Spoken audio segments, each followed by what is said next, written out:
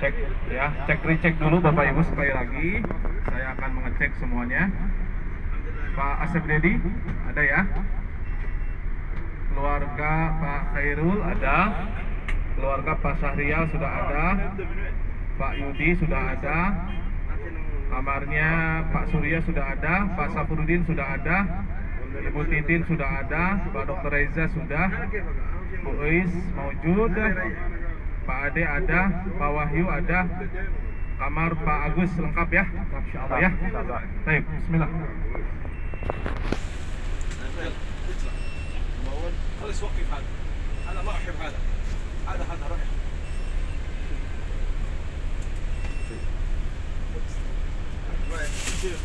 والله انا ما اتعود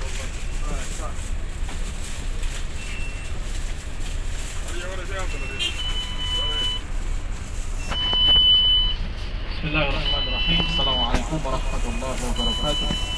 Waalaikumsalam warahmatullahi wabarakatuh. Hamdan wa syukran lillah wa la ilaha illallah wa asyhadu anna Muhammadan abduhu wa rasuluh. Allahumma shalli wa sallim wa barik ala nabiyyina al-karim Muhammadin wa ala alihi wa sahbihi ajma'in. Yang kami hormati para tamu Allah, tamu Rasulullah sallallahu alaihi wasallam. Alhamdulillah di hari, kalau menurut saya ini hari ke-1 ya, kita akan melanjutkan aktivitas selama di kota suci Madinah ya. Setelah tadi alhamdulillah Bapak Ibu pada semangat, jam 3 sudah ramai ke Masjid Al-Nabawi. Tentu ini adalah sebuah kebahagiaan dan harus tetap dijaga ya, harus tetap dijaga semangat ibadahnya, istiqomah seterusnya insyaallah. Bapak dan Ibu, supaya perjalanan kita menjadi atau memiliki nilai ibadah dan diberikan keselamatan, keberkahan, kita berdoa kepada Allah Subhanahu wa taala. Bismillahirrahmanirrahim. Bismillah. Tawakkalna 'ala Allah. La haula wala quwwata illa billah al-'aliyyil 'azim. Bismillah. Majreha wa mursaha. Inna rabbi laghafurur rahim. Baik, Bapak dan Ibu, ini kota Madinah. Radius 1 kilo sampai 2 kilo di sekeliling Masjid An-Nabawi itu hampir semuanya sudah komersil ya, artinya penuh dengan hotel. Ya, para penduduk setempat sudah mulai minggir ya, mencari tempat-tempat rumah yang dianggap representatif oleh penduduk asing Madinah. Bapak dan Ibu, tujuan pertama kita insya Allah adalah Masjid Al-Quba.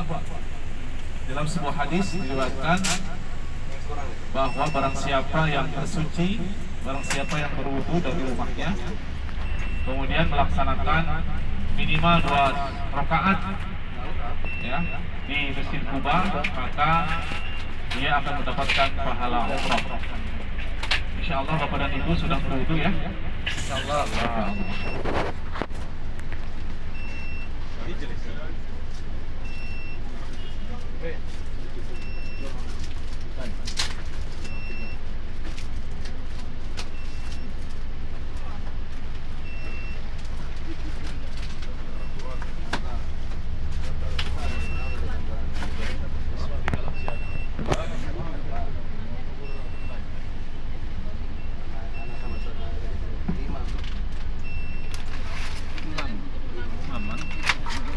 Bapak dan Ibu hadirin rahimakumullah, Allah Subhanahu wa taala menyampaikan kepada kita umat Rasulullah SAW tentang fadilah Masjid Al-Quba. Masjid Quba itu Bapak Ibu adalah masjid yang pertama kali dibangun oleh Rasulullah SAW ketika beliau berhijrah dari kota Makkah menuju Madinah.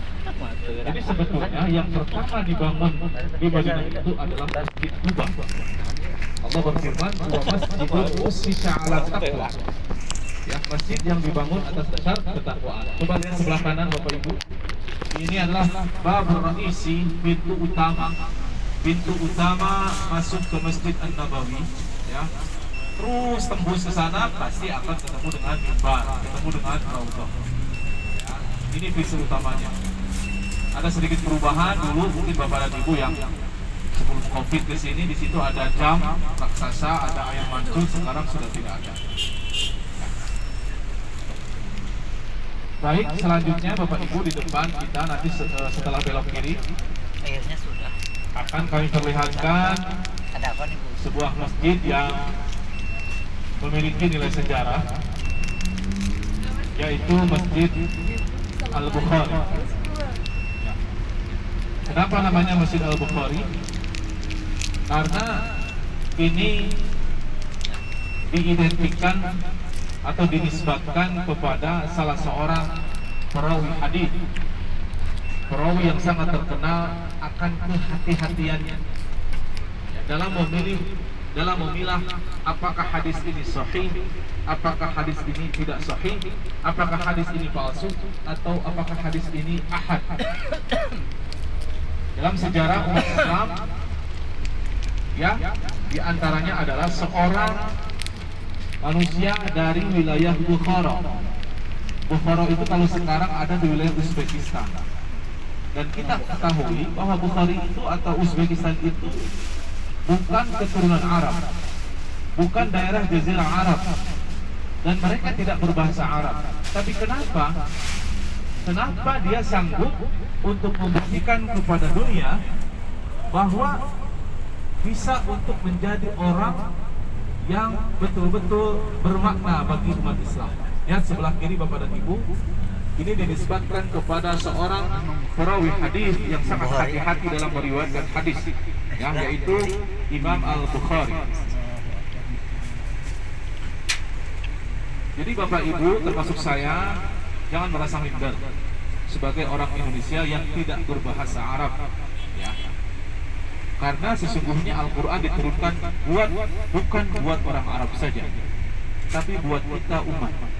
Kita bisa menggali, kita bisa menelaah, kita bisa membaca, kita bisa menghafal, dan kita semua sama-sama mengamalkan isi Al-Quran. Itu dibuktikan oleh seorang Imam Al-Bukhari. Karena lagi-lagi Allah SWT mengingatkan kita semua, sesungguhnya orang yang mulia di sisinya, sesungguhnya orang yang paling beruntung di sisinya adalah orang yang paling bertakwa. Bukan dari jabatan seseorang, bukan dari harta kekayaan seseorang, bukan dari kecantikan dan kegantengan seseorang, tetapi dari ketakwaan seseorang pada Allah Subhanahu wa taala. Ya. Jadi kita semua sama, ya. Di hadapan Allah kita semua sama. Masya Allah, lihat sebelah kiri sebelah kanan, inilah kota Madinah. Ya. Kemarin sempat diguyur hujan besar, namun alhamdulillah, sebagaimana doa Rasulullah SAW di Masjid Al-Ijabah. Lihat di depan kita agak ke sebelah kanan itu ada sebuah masjid, ya, cukup besar. Ini namanya Masjid Ijabah. Nah, kenapa disebut Masjid Ijabah? Karena di sini konon katanya Rasulullah SAW pernah berdoa kepada Allah akan tiga hal. Ya, akan tiga hal. Yang pertama adalah Nabi memohon kepada Allah supaya kota Madinah ini terhindar dari bencana. Kita buktikan kemarin ketika hujan besar, Jeddah yang banjir, Madinah aman, alhamdulillah. Ya. Saya pastikan ke teman-teman yang lagi di sini, insya Allah Ustaz, memang betul hujan besar, tapi aman. Beberapa kali hujan besar, Madinah aman. Berarti doa Rasulullah SAW langsung dijawab oleh Allah. Yang kedua, Nabi memohon kepada Allah Subhanahu Wa Taala supaya kota Madinah ini masuk ke dalam kota ataupun daerah yang subur. Ya. Ternyata Masya Allah Bapak dan Ibu, kota Madinah dibuktikan, ya, dengan doa Rasulullah SAW, termasuk wilayah di Jazirah Arab ini yang dianggap subur. Ya. Sebelah kanan Bapak Ibu lihat, ini kemarin saya sampaikan apa ini? Pemakaman Al-Baqi'. Di sebelah sana lagi itu ada kubah hijau, ya, kubah hijau Masjid Al-Nabawi. Di bawahnya persis itu adalah makam Rasulullah SAW. Jadi lihat di kuburan itu, mau sultan, mau tukang sapu, semuanya sama. Tidak diberi nama, siapa dia. Ya. Itulah ya, kita juga nanti akan seperti itu. Hanya ketakwaan yang akan memberikan kemuliaan bagi kita semua. Doa yang kedua, Nabi mohon supaya Madinah ini termasuk negeri yang subur dan makmur. Dibuktikan bahwa Madinah salah satu penghasil kurma terbesar di Arab Saudi, ya, di daerah perbatasan dengan Tabuk. Saya dulu waktu mahasiswa pernah beberapa kali ke sana. Setelah Jordan akan ke Tabuk. Nah, Tabuk menuju Madinah kita akan dihiasi dengan pemandangan hijau-hijauan. Doa yang kedua diijabah. Yang ketiga, Rasulullah SAW memohon kepada Allah Subhanahu Wa Taala supaya umat Islam bisa bersatu Bapak dan Ibu. Saya tanya kepada semuanya, apakah umat Islam sudah bersatu? Halo? Apakah kita sudah bersatu? Belum. Mana buktinya? Buktinya Palestina sampai hari ini belum terbebas, ya, dari penjajahan Israel. Kalau kita semua bersatu Bapak dan Ibu, insya Allah Israel itu nggak ada apa-apanya. Ya. Kenyataannya Israel sampai hari ini oleh sebagian besar negeri Arab yang punya minyak banyak justru dibantu. Diplomasinya, ya, sumber minyaknya dan lain-lain, makanya Israel sampai hari ini dia bebas. Coba kalau umat Islam bersatu, sikat Israel, udah nggak ada apa-apanya Israel itu, kecil dia. Ya. Nah itu yang doa ketiga yang sampai hari ini belum diijabah oleh Allah Subhanahu Wa Taala. Kita masih disibukkan dengan masalah-masalah fikih, masalah-masalah sedikit. Ya, orang nggak kunut dengan yang kunut, orang yang cara ibadahnya berbeda, tarawihnya 23, aku masih 11 dan lain-lain. Kita masih disibukkan dengan hal kecil seperti ini. Ya, baik Bapak dan Ibu, tadi masih dijabah. Sekarang di depan kita di bawah sinar matahari yang terang, apa itu? Masjid Bilal bin Rabah. Ada yang kenal Bilal bin Rabah? Ada? Kenal di mana? Di Nabuku. Oh, di Nabuku, Masya Allah. Berarti Bapak dan Ibu sudah masuk ke dalam buku menggali sejarah tentang siapa sosok sahabat Rasulullah SAW yang menurut saya beliau ini spesial. Kenapa spesial? Satu, Bilal bin Rabah itu adalah budak. Dulu budak beliau itu adalah strata sosial yang paling rendah, bisa disiksa, bisa wah pokoknya udah nggak ada nilainya lah. Ya, di mata manusia budak belian itu tidak ada nilainya. Kemudian Bilal bin Rabah itu dari sisi fisik dia berasal dari Afrika. Ya, maaf, berbeda dengan kita, berbeda dengan orang-orang bule barat, ya, seperti itu. Tapi akhirnya dengan datangnya Rasulullah SAW dibuyarkan prediksi orang-orang terhadap sosok Bilal bin Rabah, termasuk sosok orang-orang yang tertindas pada saat itu. Mana buktinya? Nabi membeli dia, kemudian membebaskan dia, dan akhirnya Nabi mengangkat dia menjadi sahabat. Bapak-bapak, ibu itu bayangkan gimana rasanya jadi sahabat Nabi. Kriteria sahabat itu tidak mudah. Kriteria bestie itu susah loh. Soulmate, bestie, friend, ya, itu susah loh. Apalagi ini dengan Rasulullah. Bilal masuk ke sana coba. Padahal siapa dia gitu. Tapi Nabi ingin membuktikan kepada dunia bahwa ketakwaan itu adalah nomor satu. Bukan fisik, bukan asal muasal seseorang. Bilal membuktikan kepada Rasulullah bahwa dia ingin menjadi seperti yang lain. Nabi buktikan, coba Bilal, kamu menjadi seorang muazzin. Jadi kalau Bapak kemarin-kemarin suka azan di masjid, sebuah kehormatan buat Bapak. Karena profesi muazzin itu sungguh mulia. Dibuktikan oleh Bilal bin Rabah.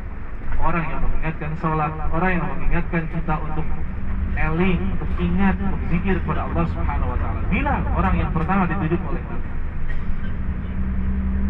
Tidak cukup menjadi muazzin, Bilal kemudian oleh Rasul diangkat menjadi kepala atau kepala pengadilan agama. Itu bukan profesi yang ecek-ecek Bapak dan Ibu. Ya, hakim itu kan salah satu jabatan yang mulia. Di kita saja, Masya Allah, yang saya tahu syahriahnya, bulanannya kan termasuk yang paling besar. apalagi di dunia Arab. Dan Bilal membuktikan bahwa dia layak dipilih oleh Rasulullah untuk menjadi orang tertinggi di pengadilan agama. Bapak dan Ibu hadirin rahimakumullah, ketika Nabi Muhammad SAW meninggal, Bilal sedihnya bukan main. Saya nggak yakin saya ataupun bapak-bapak yang ada di belakang, ibu-ibu, pernah nggak kita mengingat Rasul sampai kita menangis?